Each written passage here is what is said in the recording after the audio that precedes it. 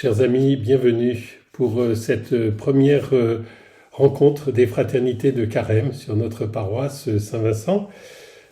Nous allons donc cheminer ensemble, partager ensemble pour nous aider, nous édifier dans ce chemin à la suite du Seigneur. Le mercredi des Cendres, nous entendons l'évangile où Jésus nous appelle à devenir justes. Et pour cela, à prier, à faire l'aumône, à jeûner.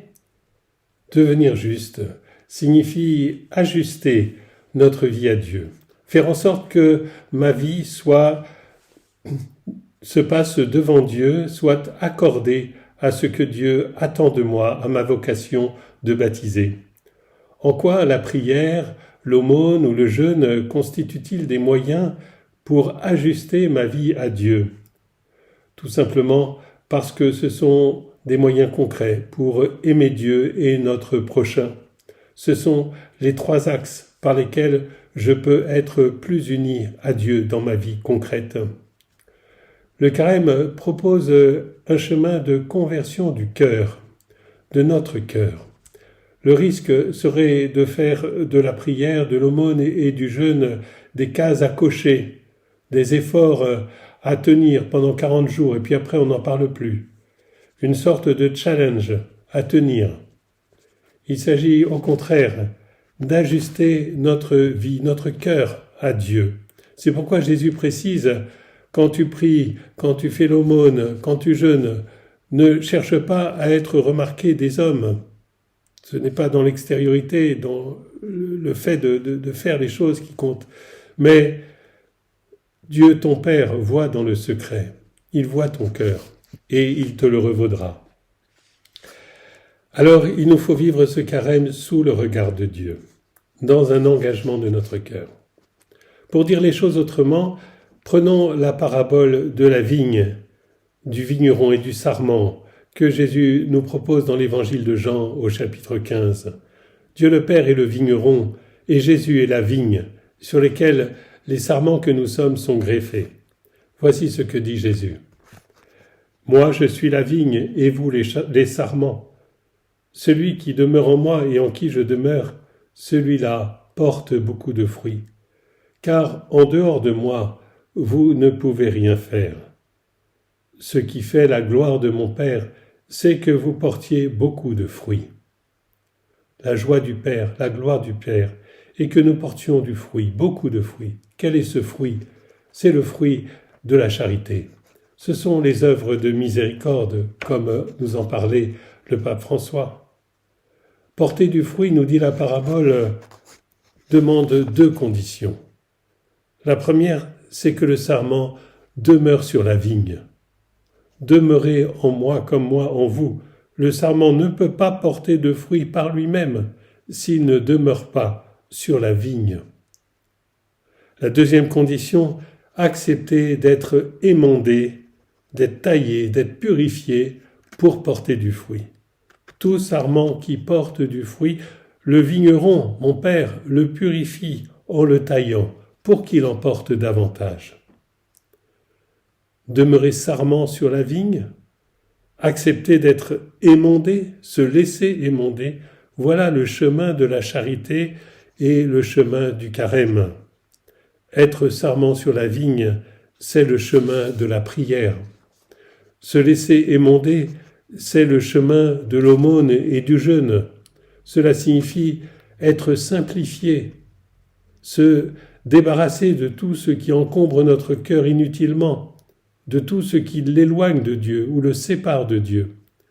Et là, c'est davantage le rôle de l'aumône et du jeûne. Nous y reviendrons les prochaines fois. Aujourd'hui, nous allons regarder la prière. Comment rester greffé sur la vigne ? Je voudrais aborder 3 points pour cela. Bien sûr, je ne vais pas faire un enseignement détaillé sur la prière, mais 3 points qui me semblent importants à rappeler aujourd'hui. Premier point, pourquoi prions-nous ? C'est une question fondamentale. Prier demande un effort, il faut y consacrer un peu de temps au milieu de nos activités de chaque jour. Si je n'ai pas une forte motivation pour prier, je ne tiendrai pas dans la prière. Si ma motivation c'est de cocher la case prière pour être un bon chrétien pendant le temps de carême, eh bien ça ne tiendra pas dans mon emploi du temps. Je n'y arriverai pas et ça n'aura pas de sens. Pourquoi prions-nous ? Jésus nous dit « Demeurez en moi, car hors de moi vous ne pouvez rien faire. » Si je ne suis pas persuadé que j'ai besoin de Dieu, j'aurai du mal à prier. Le plus grand obstacle à la venue du Saint-Esprit est de penser qu'on peut se passer de lui. Toute bonne prière chrétienne commence par « Dieu, viens à mon aide ». Qu'est-ce qui me permet de prendre conscience que j'ai impérativement besoin du Seigneur dans ma vie, que j'ai besoin de son aide, qu'il me faut prier ? La première chose, c'est la conscience de mon péché, le besoin du pardon de Dieu. J'ai besoin d'être sauvé par lui, d'être purifié par lui. Mon cœur a sans cesse besoin d'être sauvé par Dieu. Il a besoin d'être guéri de son égoïsme, de son orgueil et de l'individualisme et de l'agressivité qui accompagnent ses mauvais penchants. Ne pas reconnaître ses péchés, c'est fermer la porte au médecin de nos cœurs, au médecin de nos âmes, au Christ et à son esprit. Jésus dit « Si vous gardez mes commandements, vous demeurerez dans mon amour. » Si nous sommes vrais et honnêtes, nous voyons bien qu'à certains moments, nous ne gardons pas les commandements de Dieu. Aimer en tout temps, pardonner toujours, bénir, ne pas critiquer, ne pas ruminer, ne pas râler, ne pas se vanter, ne pas jalouser, ne pas convoiter, dire toujours la vérité, prier sans cesse. Nous n'y arrivons pas et nous avons besoin du pardon de Dieu. Mes péchés, aussi petits soient-ils, m'éloignent de Dieu qui est saint, qui est pur, et me rendent moins apte à recevoir l'Esprit Saint, à être visité par lui.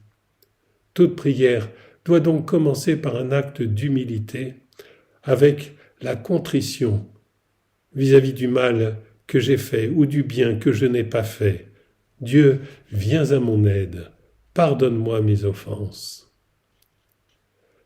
Une autre chose me fait prendre conscience que j'ai besoin de Dieu, un besoin vital. Les moments où j'ai des soucis, lorsque je ne maîtrise plus les situations, le présent ou l'avenir, santé, travail, enfants, argent, dérive sociale, etc. Mais je ne peux pas attendre ces situations pour laisser sa place à Dieu. Il me faut prendre conscience chaque jour que hors de lui, je ne peux rien faire. Quand nous recevons les cendres le mercredi, le prêtre qui les impose nous dit « Tu es poussière et tu reviendras à la poussière ». Le carême est le moment de méditer sur ma mort. Mon corps va finir dans une tombe.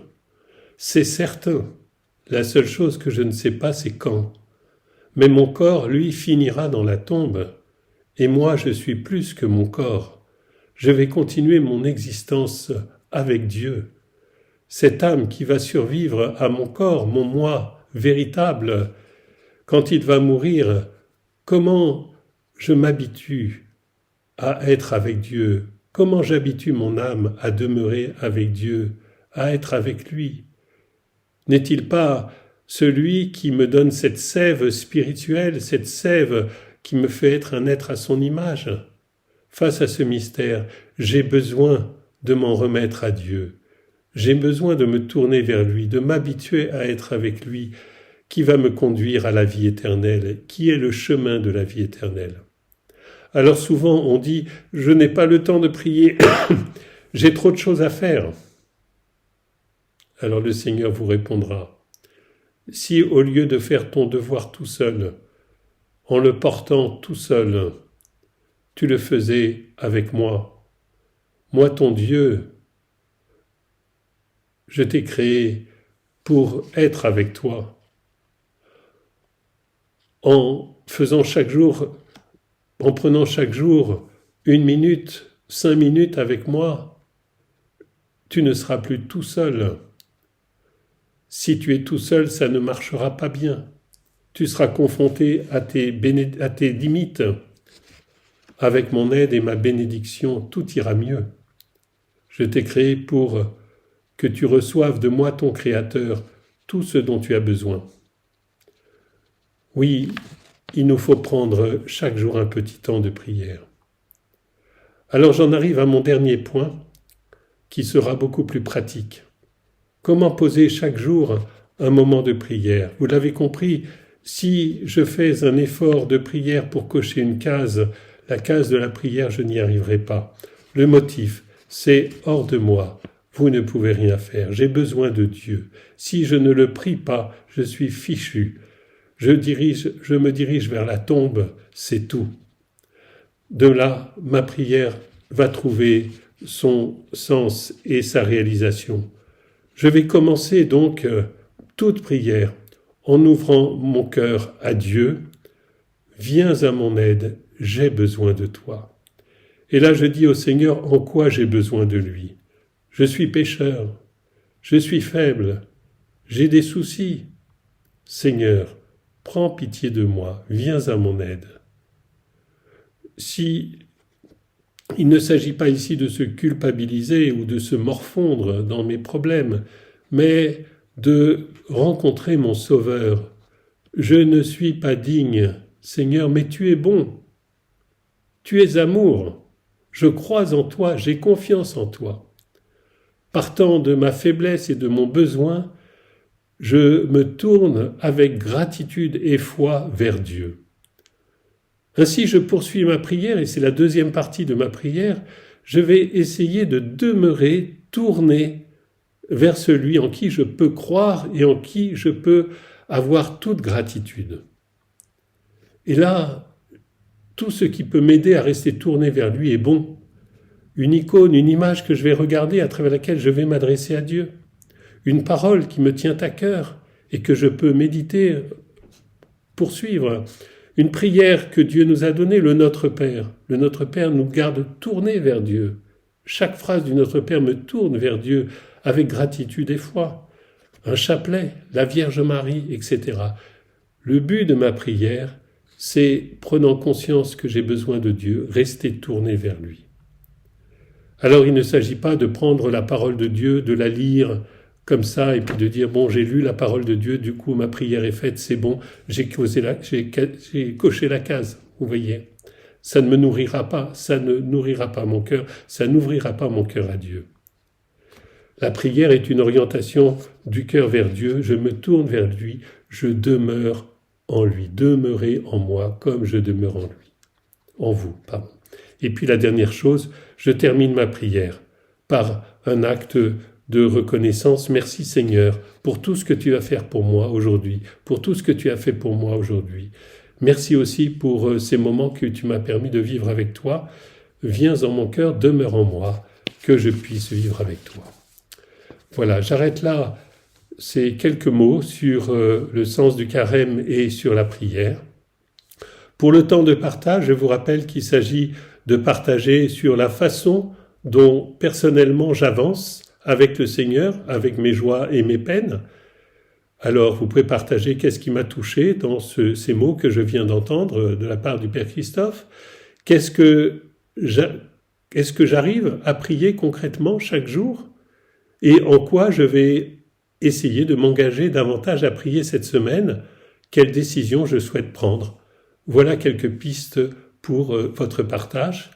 Et je vous rappelle que ces quelques mots que je viens de vous adresser sont aussi disponibles sur le site de la paroisse sous forme de texte sur lequel vous pouvez revenir si tel point ou tel point mérite de votre part d'être relu, d'être médité. Voilà. Je vous souhaite un beau partage, un beau temps de fraternité et je vous dis à bientôt.